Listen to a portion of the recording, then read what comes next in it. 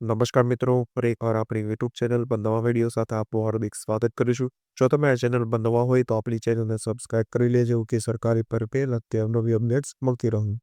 અને જો તમે આપણા વોટ્સએપ ગ્રુપમાં ન જોડાયા હોય તો તેની લિંક ડિસ્ક્રિપ્શન બોક્સમાં આપેલી છે, જેમાં ક્લાસ 3ની ભરતીઓ તે ઉપરાંત શિક્ષક ભરતી અને આંગણવાડી ભરતી માટે જે અલગ અલગ લિંક આપેલી છે જેનાથી તમે જોડાઈ શકો છો. તો મિત્રો, આજના વિડીયોમાં જે સ્કૂલ ઓફ એક્સલન્સની અંદર જે શિક્ષક તો ઉપરાંત બિન શૈક્ષણિક સ્ટાફની ભરતી આવેલી છે, તેમાં જોવામાં આવે તો બાલવાટિકા એટલે કે કેજી વિભાગ, ત્યારબાદ પ્રાથમિક અને માધ્યમિક વિભાગમાં જે શિક્ષક ભરતી આવેલી છે. લાયકાતની વાત કરવામાં આવે તો પ્રી પીટીસી જે પ્રાથમિક અને કેજી વિભાગ માટે, ત્યારબાદ પીટીસી અને બીએ બીએડ જે લાયકાત દર્શાવવામાં આવેલી છે. ત્યારબાદ જ્યાં ભરતી માટે ટેટ પેટ ટાટ પાસ હોવું ફરજિયાત નથી. આ વિશેની જે સંપૂર્ણ વિગતવાર માહિતીઓ અને જગ્યાઓ વિશેની માહિતી આપણે આ વિડીયોમાં મેળવીશું. તો ચાલો મિત્રો, વિડીયો શરૂ કરવી. તો મિત્રો, તમે સૌપ્રથમ અહીં જોઈ શકો છો વી આર હાયરિંગ, જેમાં ઇંગ્લિશ મીડિયમ નર્સરીથી ધોરણ 12 અને ગુજરાતી માધ્યમ બાલભવનથી ધોરણ 12 સુધીની જે ભરતી છે. જેમાં સૌપ્રથમ પોસ્ટ જે કોઓર્ડિનેટરની છે, જેના પ્રી પીટીસી, પીટીસી અથવા તે બીએડ ગ્રેજ્યુએટ માંગેલી છે. ત્યારબાદ 2 વર્ષનો અનુભવ પણ માંગવામાં આવેલો છે.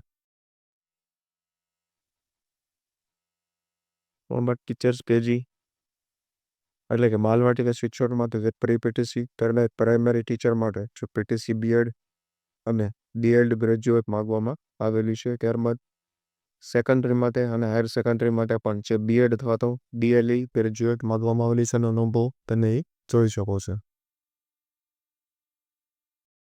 ત્યારબાદ જે રિસેપ્શનિસ્ટ માટે પણ જે સ્નાતક પર ફરતી છે, જેની 2 વર્ષ જેટલી અનુભવ માંગવામાં આવેલો છે. ત્યારબાદ ટીએ2 પ્રિન્સિપલ, એડમિન સ્ટાફ, એચઆર અને રોબોટિક ટીચર માટે પણ જે ભરતી આપવામાં આવેલું છે. ત્યારબાદ અંગ્રેજી અને ગુજરાતી માધ્યમ માટે અરજી કરી શકાશે. સિક્યુરિટી સુપરવિઝન અને સિક્યુરિટી ટીમ, મેન્ટેનન્સ ટીમ, 4 પીઓન માટે. ત્યારબાદ ટ્રાન્સપોર્ટ, લોકચાર્જ અને હાઉસકીપિંગ સ્ટાફ માટે પણ જે ભરતી આપવામાં આવેલી છે. તમે જોઈ શકો છો સેન્ડ યોર સીવી અથવા રિઝ્યુમ જે ઈમેલ, વોટ્સએપ અથવા તો કુરિયર દ્વારા જે 10/3/2025 સુધીમાં તમારી જે શાળાનું સરનામું છે, તેની ઈમેલ આઈડી અથવા તો કોન્ટેક્ટ નંબર છે તેના પર તમે મોકલી શકો છો.